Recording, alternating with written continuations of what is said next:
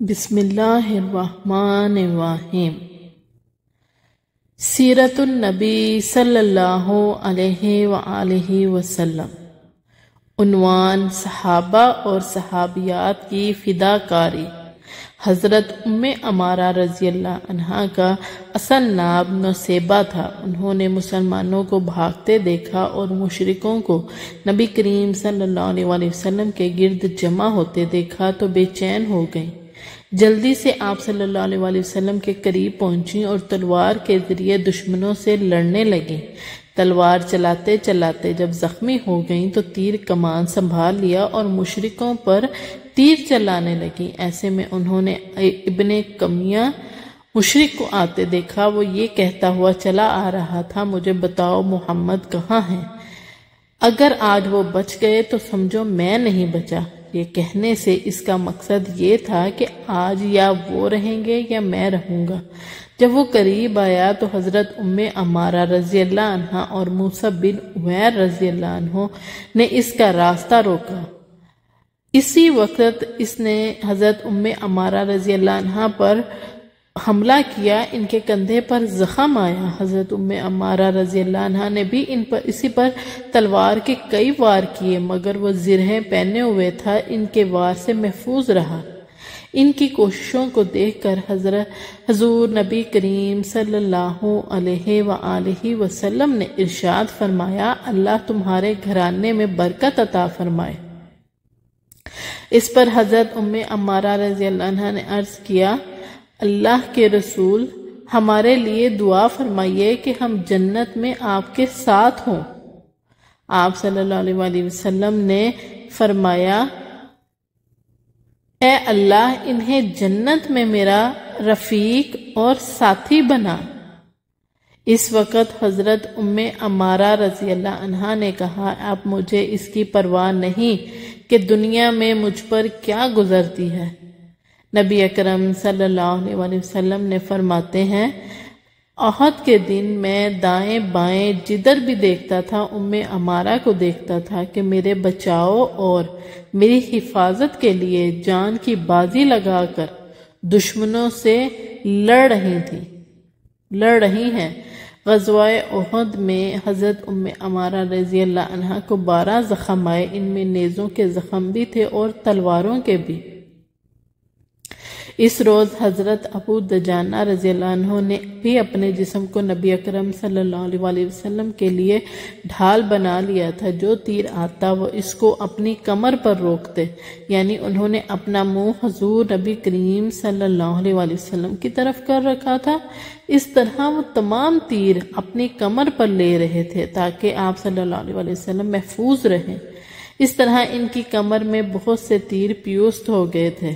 اسی طرح حضرت زیاد بن عمارہ رضی اللہ عنہ بھی آپ کی حفاظت میں مردانہ وار زخم کھا رہے تھے، یہاں تک کہ زخموں سے چور ہو کر گر پڑے۔ آپ صلی اللہ علیہ وسلم نے ارشاد فرمایا، انہیں میرے قریب لاؤ۔ ان کی خوش قسمتی دیکھیے کہ انہیں آپ صلی اللہ علیہ وسلم کے قریب لایا گیا۔ جب انہیں زمین پر لٹایا گیا تو انہوں نے اپنا منہ اور رخسار حضور صلی اللہ علیہ وسلم کے قدموں پر رکھ دیے اور اسی حالت میں جان دے دی۔ کس قدر مبارک موت تھی ان کی۔ اسی طرح حضرت موسیٰ بن عمیر رضی اللہ عنہ حضور صلی اللہ علیہ وآلہ وسلم کو بچاتے ہوئے ابن کمیہ کے ہاتھوں شہید ہوئے۔ دراصل ابن کمیہ حضرت موسیٰ بن عمیر رضی اللہ عنہ کو حضور صلی اللہ علیہ وآلہ وسلم سمجھ رہا تھا، اس لیے کہ ان کی شکل حضور اکرم صلی اللہ علیہ وسلم سے ملتی جلتی تھی۔ چنانچہ جب اس نے شہید کیا تو قریش کے سرداروں کو جا کر اطلاع دی کہ اس نے رسول اللہ صلی اللہ علیہ وسلم کو شہید کر دیا ہے، حالانکہ اس نے حضرت موسیٰ بن عمیر رضی اللہ عنہ کو شہید کیا تھا۔ اسی دوران ابن بن خلف رسول اللہ صلی اللہ علیہ وسلم کی طرف بڑھا۔ اس پر کئی صحابہ اس کے راستے میں آ گئے، لیکن حضور صلی اللہ علیہ وسلم نے ارشاد فرمایا، اسے میری طرف آنے دو۔ پھر آپ صلی اللہ علیہ وسلم یہ کہتے ہوئے اس کی طرف بڑھے، اے جھوٹے کہاں بھاگتا ہے؟ پھر حضور صلی اللہ علیہ وآلہ وسلم نے اپنے ایک صحابی کے ہاتھ سے ایک نیزہ لیا اور نیزے کی نوک ابی بن خلف کی گردن میں بہت ہی آہستہ سے چبو دی۔ مطلب یہ کہ نیزہ اس قدر آہستہ چبویا کہ اس کا خون بھی نہیں نکلا، مگر اسی ہلکی سی خراش سے وہ بری طرح چیختا ہوا وہاں سے بھاگا۔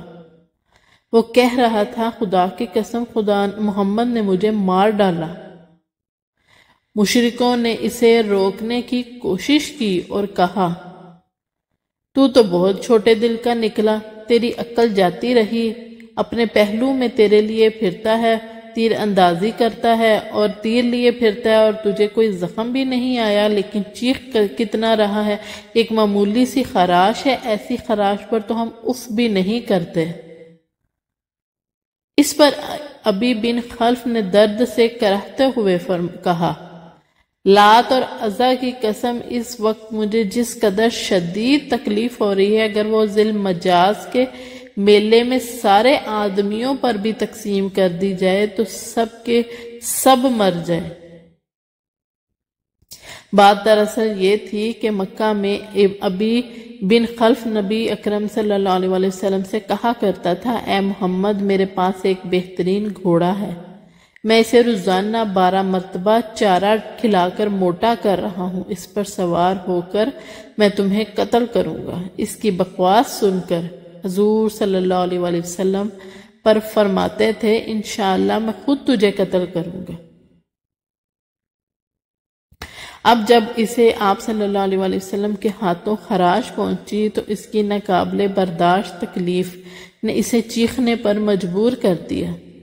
وہ بار بار لوٹ پوٹ ہو رہا تھا اور کسی ذبیح کیے ہوئے بیل کی طرح ذکرا رہا تھا۔ اس کی تکلیف کو دیکھتے ہوئے اس کے کچھ ساتھی اسے ساتھ لے کر مکہ کی طرف روانہ ہوئے، لیکن اس نے راستے میں ہی دم توڑ دیا۔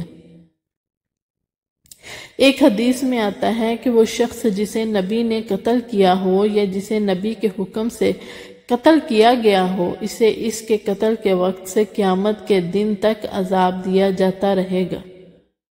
ایک اور حدیث کے الفاظ یہ ہیں کہ سب سے زیادہ سخت عذاب اسے ہوتا ہے جسے نبی نے خود قتل کیا ہو۔ احد کی لڑائی شروع ہونے سے پہلے ایک فتنہ باز کافر ابو عامر نے جگہ جگہ گڑھے کھود دیے تھے تاکہ مسلمان بے خبری میں اس میں گر جائیں اور نقصان اٹھاتے رہیں۔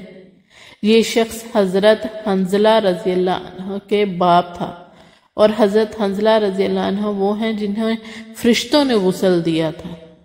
لڑائی جاری تھی کہ حضور اکرم صلی اللہ علیہ وسلم ایک گڑھے میں گر گئے۔ حضرت علی رضی اللہ عنہ نے آپ صلی اللہ علیہ وآلہ وسلم کو گرتے دیکھا۔ انہوں نے آگے بڑھ کر فوراً آپ صلی اللہ علیہ وسلم کو دونوں ہاتھوں پر لے لیا۔ حضرت طلحہ بن عبید رضی اللہ عنہ نے آپ صلی اللہ علیہ وسلم کو اوپر اٹھا کر باہر نکالا۔ آپ صلی اللہ علیہ وسلم جب گڑھے میں گرے تو ابن قمیہ نے آپ صلی اللہ علیہ وآلہ وسلم پر پتھر برسائے۔ ان میں سے ایک پتھر آپ صلی اللہ علیہ وآلہ وسلم کے پہلو میں لگا۔ عتبہ بن ابی وقاص نے بھی آپ صلی اللہ علیہ وآلہ وسلم کو پتھر مارا۔ اس کا پھینکا ہوا پتھر آپ صلی اللہ علیہ وسلم کے چہرہ انور پر لگا۔ حضور نبی کریم صلی اللہ علیہ وآلہ وسلم کا چہرہ انور لہو لہان ہو گیا اور نچلا ہونٹ پھٹ گیا۔ حضرت حاتب رضی اللہ عنہ کہتے ہیں کہ میں نے جب عتبہ کو حضور اکرم صلی اللہ علیہ وسلم پر پتھر پھینکتے دیکھا تو اس کی طرف لپکا۔ میں نے اس کا تعقب کیا اور آخر اسے جا لیا۔ میں نے فوراً ہی اس پر تلوار کا وار کیا۔ اس وار سے اس کی گردن کٹ کر دور جا گری۔ میں نے فوراً اس کی تلوار اور گھوڑے پر قبضہ کیا اور حضور صلی اللہ علیہ وآلہ وسلم کی خدمت میں حاضر ہو گیا۔ آپ کو عتبہ کے قتل کی خبر سنائی۔ آپ صلی اللہ علیہ وآلہ وسلم نے ارشاد فرمایا، اللہ تم سے راضی ہو گیا، اللہ تم سے راضی ہو گیا۔ اس حملے میں حضور اکرم صلی اللہ علیہ وآلہ وسلم خود لوہے کی ٹوپی بھی ٹوٹا، چہرہ مبارک بھی زخمی ہوا۔ ابن قمیہ کے حملے سے دونوں رخسار بھی زخمی ہوئے تھے۔ خود کی 2 کڑیاں آپ صلی اللہ علیہ وسلم کے رخسار مبارک پر گڑ گئی تھی۔ آپ صلی اللہ علیہ وسلم نے اپنے قمیہ کو بددعا دی، اللہ تجھے ذلیل کر دے اور برباد کر دے۔ جزاک اللہ خیر۔ آپ کو ویڈیو اچھی لگے تو لائک، شیئر اور سبسکرائب ضرور کریں اور